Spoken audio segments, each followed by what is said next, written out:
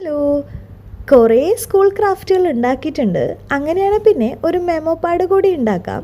അങ്ങനെ നമുക്ക് ആകെ വേണ്ടത് ഒരു ബ്ലാക്ക് ചാർട്ടും ഒരു A4 ഷീറ്റുമാണ്.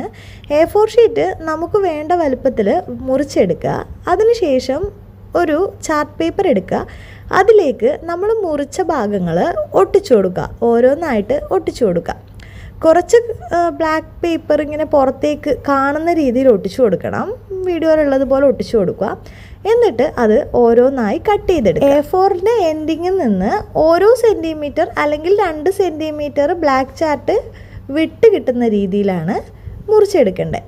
അതിനുശേഷം എല്ലാം ചേർത്ത് വെച്ച് നല്ല രീതിയിലൊന്ന് ഗ്ലൂ ചെയ്ത് കൊടുക്കുക. നമ്മുടെ മെമ്മോ പാഡ് റെഡിയായി. ഞാനൊരു ട്രയൽ കാണിച്ചു തരാം. ഈ ഒരു ലുക്കായിരിക്കും ഉണ്ടാവുക. ഇതാവുമ്പോൾ നമ്മൾ ഇതുവരെ ഉണ്ടാക്കിയതിൽ നിന്നൊരു വെറൈറ്റി ആയിട്ടുള്ളൊരു മെമ്മോ പാഡാണ്. ചെറിയ സൈസ് ആയതുകൊണ്ട് തന്നെ ക്യാരി ചെയ്യാനും എളുപ്പമായിരിക്കും. ബ്ലാക്ക് ആൻഡ് വൈറ്റ് കോമ്പിനേഷൻ ആയതുകൊണ്ട് കാണാൻ നല്ല ഭംഗിയുണ്ട്. നെക്സ്റ്റ് ഐറ്റം ഒരു റഫ് ബുക്കാണ്. ഈ ഒരു ഫോട്ടോ പ്രിൻ്റ് കുറച്ച് കാലങ്ങളായി എൻ്റെ കയ്യിലിരിക്കുന്നു. എന്നാൽ പിന്നെ കുറച്ച് A4 ഷീറ്റും എടുത്തിട്ട് ഒരു റഫ് ബുക്ക് തട്ടിക്കൂട്ടിയാലോ. റഫ് ബുക്ക് ആകുമ്പോൾ നമ്മളെ ഇഷ്ടത്തിന് നമുക്ക് ചെയ്യാം. അത് ടീച്ചേഴ്സ് ചെക്ക് ചെയ്യാറുമില്ലല്ലോ. റഫ് ബുക്കൊക്കെ ഉണ്ടാക്കാൻ പൊതുവേ നമ്മൾ എടുക്കാറ് കഴിഞ്ഞ വർഷത്തെ പഴയ നോട്ടിൻ്റെ പേജുകളാണ്. നിങ്ങളെ കയ്യിൽ അതാണെങ്കിൽ അത് വെച്ച് ചെയ്താൽ മതി. എൻ്റെ കയ്യിലിപ്പോൾ അത്തരം ബുക്കുകളൊന്നും ഇല്ലല്ലോ. ഞാൻ പഠിക്കുന്നൊരു കുട്ടിയല്ല. അപ്പോൾ പിന്നെ എൻ്റെ കയ്യിൽ ഉണ്ടായിരുന്നത് ന്യൂസ് പ്രിൻ്റാണ്. അപ്പോൾ പിന്നെ ന്യൂസ് പ്രിൻ്റ് വെച്ചിട്ടാണ് ഇന്നത്തെ പരിപാടി മൊത്തം ചെയ്യുന്നത്. ആദ്യം തന്നെ ആ ഫോട്ടോ ന്യൂസ് പ്രിൻറ്റും ഒരുമിച്ച് വെച്ച് സെയിം രീതിയിൽ കട്ട് ചെയ്തെടുത്തു.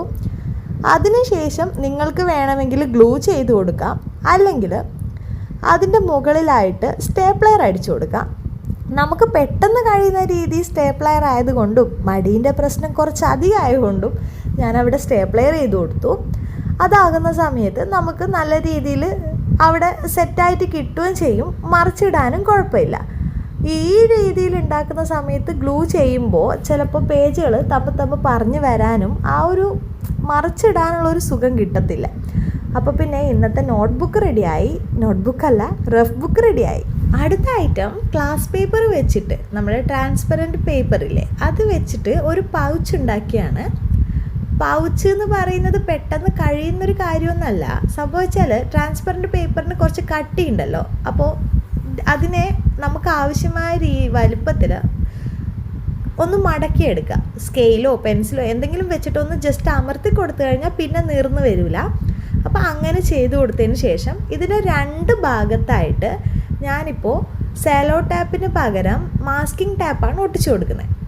സെലോ ടാപ്പ് ഒട്ടിച്ചപ്പോൾ പറഞ്ഞു പോയിട്ടുണ്ടായിരുന്നു. മാസ്കിംഗ് ടാപ്പ് ഓക്കെ ആയിട്ട് നിന്നിട്ടുണ്ട്. അങ്ങനെ ആ 2 സൈഡിലും വെച്ചു. അതൊരു പൗച്ച് രീതിയിൽ തന്നെ ആയി. അതാകുമ്പോൾ ഇനി പറഞ്ഞു പോകത്തില്ല. ഇനിയിപ്പോൾ ആ ഒരു ഭംഗിക്ക് വേണ്ടിയിട്ട് അതിൻ്റെ മുകളിലായിട്ട് ഞാൻ ആ മാസ്കിംഗ് ടാപ്പ് വെച്ച് ജസ്റ്റ് ഒന്ന് കവർ ചെയ്യുന്നുണ്ട്. അതിനുശേഷം നമ്മൾ അടക്കാനും തുറക്കാനും എന്നുള്ള രീതിയിൽ കുറച്ച് ഭാഗം വിട്ടിട്ടില്ല. ആ ഒരു ഭാഗം ജസ്റ്റ് സൈഡൊന്ന് ഷേപ്പ് ചെയ്ത് കൊടുത്തു. അതിനുശേഷം അതിൻ്റെ മുകളിൽ ഡിസൈൻ ചെയ്ത് കൊടുത്തു. എൻ്റെ കയ്യിൽ ഞാൻ ഉണ്ടാക്കിയ കുറച്ച് സ്റ്റിക്കർ ഉണ്ടായിരുന്നു. ആ സ്റ്റിക്കറിൽ എനിക്കിഷ്ടപ്പെട്ട ഒരു സ്റ്റിക്കറും അതുപോലെ മാസ്കിംഗ് ടാപ്പിൻ്റെ മേലെ കുറച്ച് ചിത്രങ്ങളും വരച്ചു കൊടുത്തു. സാധനം ഒന്ന് ഇട്ട് നോക്കി. ഓക്കെ, സെറ്റാണ്. ഇനിയിപ്പോൾ അതിൻ്റെ ആ ഒരു പൗച്ച് തുറന്നു പോകാതിരിക്കാൻ നമുക്ക് ഡബിൾ സൈഡ് ടാപ്പ് സൈഡിൽ വെച്ച് കൊടുത്താൽ മതി. അടുത്തത് ഒരു പെൻസിൽ അല്ലെങ്കിൽ പെൻ ഓർഗനൈസറാണ്.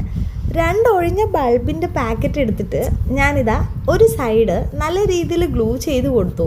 ഇത് 2 തമ്മിൽ ഒട്ടിക്കാൻ വേണ്ടിയിട്ടാണ്. 2ഉം തമ്മിൽ ജസ്റ്റ് ഒന്ന് ഒട്ടിച്ചു കൊടുത്തതിന് ശേഷം ഇതാ ഈ ഒരു രൂപത്തിൽ കിട്ടി. അപ്പോൾ നമുക്ക് ആവശ്യമില്ലാത്ത ഭാഗങ്ങൾ, അതിൻ്റെ അടപ്പ് ഭാഗങ്ങളും കാര്യങ്ങളെല്ലാം ഞാൻ കട്ട് ചെയ്ത് കൊടുത്തു. കുറച്ചുകൂടി ബലത്തിന് വേണ്ടിയിട്ട് 2ഉം തമ്മിൽ പറഞ്ഞു പോവാതിരിക്കാൻ മാസ്കിംഗ് ടാപ്പ് 2ൻ്റെയും സൈഡിലും നടുവിലായിട്ടും സൈഡിലായിട്ടും ഒട്ടിച്ചു കൊടുത്തു. അപ്പോൾ പിന്നെ കുറച്ചുകൂടി ബലം കിട്ടുമല്ലോ, തമ്മിൽ പറഞ്ഞു പോകത്തുമില്ല. അങ്ങനെ ആ രീതിയിൽ ചെയ്തു കൊടുത്തു. എൻ്റെ കയ്യിൽ ആനിവേഴ്സറി ഗിഫ്റ്റ് പൊതിഞ്ഞ കവർ പേപ്പർ ഉണ്ടായിരുന്നു. അതുകൊണ്ടാണ് ഓൾറെഡി ഗിഫ്റ്റ് പൊതിഞ്ഞ പേപ്പർ ആയതുകൊണ്ട് തന്നെ പേപ്പറിന് കാണാനൊരു ഭംഗിയൊന്നുമില്ല. അപ്പോൾ ആ ഒരു സാധനം വെച്ചിട്ട് ജസ്റ്റ് കവർ ചെയ്ത് കൊടുത്തു. പെന്ന് പെൻസില് കാര്യങ്ങളൊക്കെ ഞാൻ ജസ്റ്റ് ഇട്ട് വെച്ചു. നിങ്ങളുടെ കയ്യിൽ A4 ഷീറ്റ് ഉണ്ടെങ്കിൽ A4 ഷീറ്റ് വെച്ചിട്ടോ കളർ പേപ്പർ വെച്ചിട്ടോ പൊതിഞ്ഞാൽ മതി. ഗിഫ്റ്റ് പേപ്പറാണ് എൻ്റെ കയ്യിലുണ്ടായിരുന്നത്. സോ അത് വെച്ചിട്ട് ഞാൻ ജസ്റ്റ് പൊതിഞ്ഞേ ഉള്ളൂ. അപ്പോൾ മൊത്തമായിട്ട് നമ്മൾ ഉണ്ടാക്കി കഴിഞ്ഞു. ഇത്രയും സാധനങ്ങളാണ് ഇന്ന് നമ്മൾ ഉണ്ടാക്കിയത്. 4 ഐറ്റംസ് ഉണ്ടാക്കിയിട്ടുണ്ട്. ഇതിൽ നിങ്ങൾക്ക് ഇഷ്ടപ്പെട്ടത് ഏതാണെന്ന് കൂടി ഒന്ന് കമൻറ്റ് ചെയ്യണേ.